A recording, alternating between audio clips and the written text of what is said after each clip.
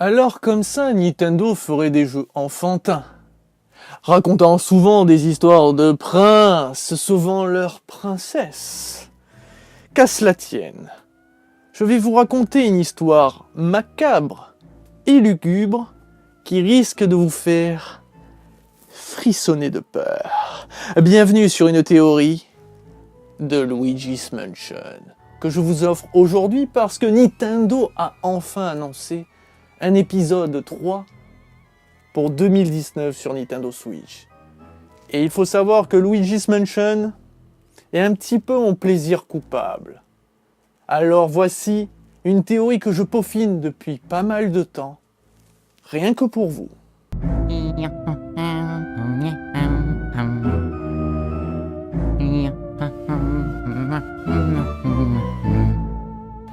Qui aurait cru que le cher professeur cachait un tel secret? La première fois que j'ai fait le jeu, ça m'a pas sauté à l'œil tout de suite. Mais au fur et à mesure des parties, j'ai découvert quelques indices qui m'ont permis de créer et de peaufiner cette théorie. Avant toute chose, il est important de faire un petit résumé de l'histoire. Luigi va un jour gagner un manoir. Alors il décide d'aller le visiter, mais malheureusement, sur place, il va se faire attaquer par des fantômes. Heureusement, le professeur Karl Tastroff va nous extirper de cette situation extrêmement dangereuse et nous ramener dans son laboratoire qui se situe dans les jardins, juste en face du manoir. Et là, il va nous raconter toute la vérité.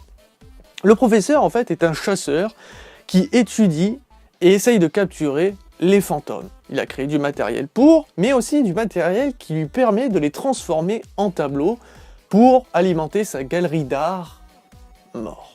Il va aussi nous annoncer que malheureusement, ce manoir n'a jamais existé et qu'il est apparu là il y a quelques jours devant son laboratoire. Il va aussi nous annoncer que malheureusement, certains des fantômes qui étaient déjà capturés précédemment par le professeur ont été libérés des tableaux par une force inconnue. Force inconnue qui a aussi capturé le jeune Mario qui venait visiter le manoir avant Luigi. Donc nous avons double mission, celle de délivrer Mario et celle de recapturer les fantômes pour les transformer en tableaux à nouveau. Pour ça, le professeur va nous délivrer du matériel de haute technologie. L'Ectoblast 3000, qui est un aspirateur et qui peut aspirer les fantômes, et voilà. Et le Game Boy Aurore. Et voilà notre premier indice pour notre théorie. Car cette Game Boy n'est pas une Game Boy ordinaire, elle a différentes compétences. La première, elle permet au professeur Catastrophe de communiquer directement avec Luigi. Elle permet à Luigi aussi, en regardant son écran et en visant un miroir, de pouvoir se téléporter. Un petit côté démoniaque quand même. Elle permet à Luigi de passer dans les petits trous de souris, même de pouvoir regarder les cœurs de certains esprits pour découvrir leurs points faibles pour plus facilement les capturer. C'est assez inquiétant comme matériel, mais c'est pas ces capacités qui nous intéressent, même si elles sont extrêmement pétées. Il y en a une, c'est un capteur à bouts. Le professeur a créé ce système pour justement repérer les bouts à proximité de la Game Boy Aurore. Plutôt pratique, mais ça, on y reviendra plus tard. Et la dernière capacité, et pas des moindres, le Game Boy Aurore permet d'avoir le plan du manoir. Non, vous voyez pas. Parce que pour avoir les plans du manoir, il faut l'avoir visité auparavant. Alors comment se fait-il que le professeur nous ait expliqué que le manoir est arrivé il y a quelques jours devant son laboratoire et n'a jamais existé auparavant? Et surtout, que le professeur n'a jamais pu visiter tout le manoir parce que les fantômes sont devenus beaucoup trop puissants, il est incapable de les chasser au vu de son grand âge, c'est d'ailleurs pour ça qu'il envoie Luigi à sa place. En plus de ça, cette capacité à montrer tout le plan du manoir nous permet de voir les portes condamnées, mais aussi, dès qu'on récupère une clé, le Game Boy Aurore va nous dire dans quelle serrure elle ira. Pour moi, ça veut simplement dire que le professeur a carrément vécu dans ce manoir. C'est l'histoire du professeur vivant dans un manoir, avec les membres de sa famille. Il construit un laboratoire pour étudier les fantômes, et puis un jour, il va voir la visite du roi Boo et de ses sbires. Malheureusement, il est incapable d'encore les affronter, Et avec le temps, il va réussir à construire un ectoblast de première génération. Il fait ça à la va-vite parce qu'il est pressé, et on sait déjà que l'ectoblast 3000 est une arme à double tranchant, parce que si on ne le vide pas régulièrement, il est capable d'exploser, parce qu'il n'arrive pas à contenir toute la puissance des esprits. Et là, imaginez, il construit l'ectoblast, et affronte le roi Boo et ses sbires. Et bien il réussit à gagner le combat. Et vous savez comment je le sais? Parce que dans le jeu, avec Luigi, on va découvrir une pièce secrète contenant une cage, comme une prison, enfermant le roi Boo et ses compagnons. On va l'ouvrir, et là le roi Boo s'exprime avec ses congénères, en disant que on va t'attraper, on va te faire du mal, on va te faire pire qu'à Mario, bref, le tutti quanti. Et je me suis toujours posé la question, mais qu'est-ce qui branlait ici? Tous sans exception. On sait que le roi Boo a capturé Mario, donc ça veut dire qu'il était libre. Pourquoi les autres Boo n'étaient pas éparpillés dans le manoir à la base? Pourquoi même quand Luigi est arrivé, le roi Boo et ses sbires ne nous ont pas attaqués? Certains diront oui, mais c'est un jeu vidéo. Non mais si on part d'une certaine logique, ce n'est pas du tout cohérent. Et comme j'ai dit, cette cage fait penser à une prison. Une prison humaine, créée par quelqu'un qui est capable d'affronter des fantômes.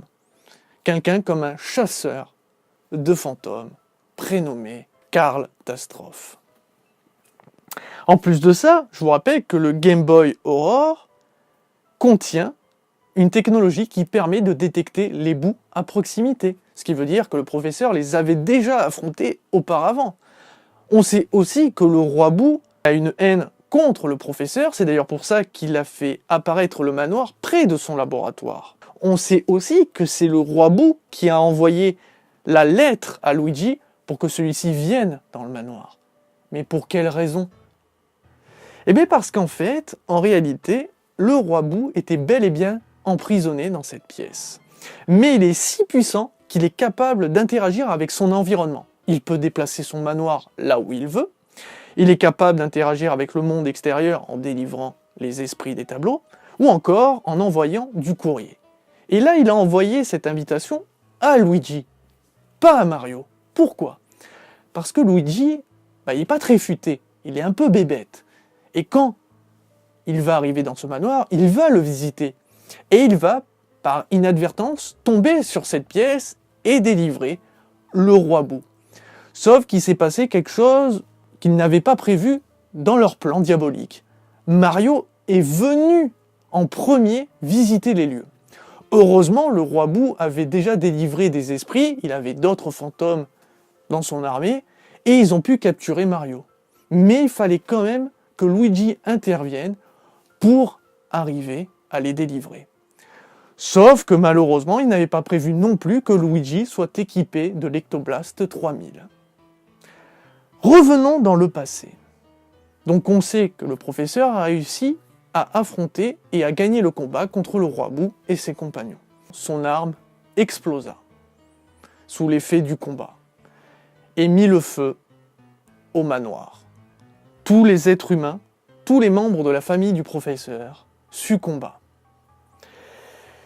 Il ne resta que des tas de cendres, mais surtout des esprits. Ainsi, le professeur Karl Tastroff, au lieu de les capturer et de les enfermer dans la cage avec les Boos, les transforma en tableaux, leur offrant presque une seconde vie, permettant au professeur de les admirer, de se souvenir, de ne jamais oublier cet accident, cette catastrophe. Alors je sais, cette théorie peut paraître surprenante, un poil tiré par les cheveux, il y a quelques indices intéressants, mais pas non plus de quoi nous offrir la théorie 100% sûre et validée. Mais bon, j'ai trouvé intéressante et c'est au fur et à mesure du temps, en jouant au jeu, que je me suis créé cette histoire. Parce que c'est vrai que je trouvais vraiment très étonnant de découvrir ce roi Boo enfermé avec ses Boos. Pourquoi il nous attend ici? Pourquoi ne pas nous avoir attaqué de suite? Puis ce professeur, pourquoi il tient tant à capturer ses esprits et les retransformer en tableaux? En plus, quand on découvre ces esprits, on voit bien que c'est des êtres humains. Ils ont une routine humaine. On a le majordome qui attend les ordres de son maître. On a Melody qui joue tout le temps du piano, toujours les mêmes morceaux. Les enfants qui jouent, comme si ils reprenaient une vie, leur vie passée. Mais avant de vous laisser juger cette théorie, de me dire en commentaire ce que vous en avez pensé, ou même de me proposer d'autres théories, si vous en avez bien sûr, je vais conclure avec cette petite théorie qui ne vient pas de moi par contre, je tiens à le préciser, je l'ai découverte par la chaîne de Didi Chandouidoui.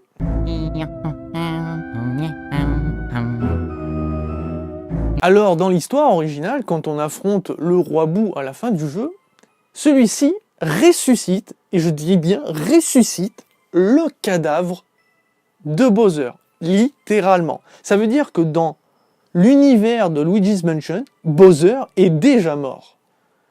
Mais si on pousse le concept encore plus loin, et que finalement, cet univers de Luigi's Mansion fait partie de tout l'univers de Mario, et que du coup, celui-ci ne combat pas Bowser, mais combat son cadavre, manipulé par le roi Boo. Et si on allait encore plus loin dans cette théorie, et si le roi Boo n'était autre que Bowser. Mais malheureusement, suite à sa mort, Bowser a oublié qui il était. Il est devenu le roi Boo, avec d'autres Boo qui sont peut-être son armée. Bowser, sans s'en rendre compte, sans en avoir conscience, utilise son ancien corps pour se venger et attaquer Mario.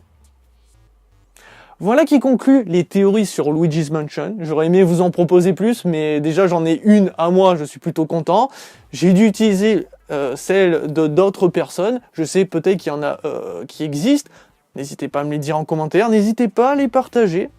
Et pour conclure cette vidéo, sachez juste une chose. Peut-être que les jeux Nintendo font très enfantin. Mais quand on regarde de plus près, il ne manque pas de maturité. Je vous dis à très bientôt. Ciao, ciao.